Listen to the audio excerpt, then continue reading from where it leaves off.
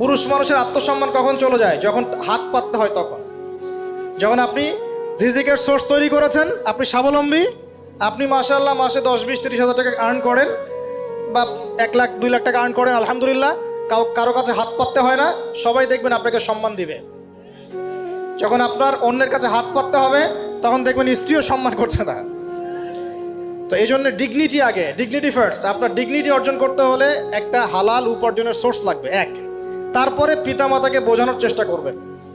যদি কাউকে পছন্দ করেও থাকেন না দেখেই বা শুনে যে হ্যাঁ ওখানে একজন দিনদার মেয়ে ইত্যাদি, তাহলে পারিবারিকভাবে বিয়ের প্রস্তাব পাঠাবেন, নিজে পণ্ডিতি করতে যাবেন না, পারিবারিকভাবে পাঠাবেন। যদি রাজি হয় আলহামদুলিল্লাহ, রাজি না হলে কি নিজে নিয়ে পালাই যাবেন? এই কাজ করতে যাবেন না। ইস্তেখারা করবেন। কি করবেন? ইস্তেখারা। 2 রাকাত নফল নামাজ পড়ে আল্লাহর কাছে দোয়া করবেন। হিসনুল মুসলিম বইটা কিনবেন, ওখানে দেখবেন ইস্তেখারার দোয়া আছে।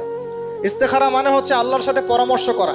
আল্লাহ, আমি এই কাজটা করতে চাচ্ছি, যদি কাজটা আমার জন্য ভালো হয়, আমার দুনিয়া আখিরাতের জন্য ভালো হয়, আল্লাহ কাজটাকে তুমি সহজ করে দাও, আল্লাহ কাজটার মধ্যে বরকত দান করে দাও।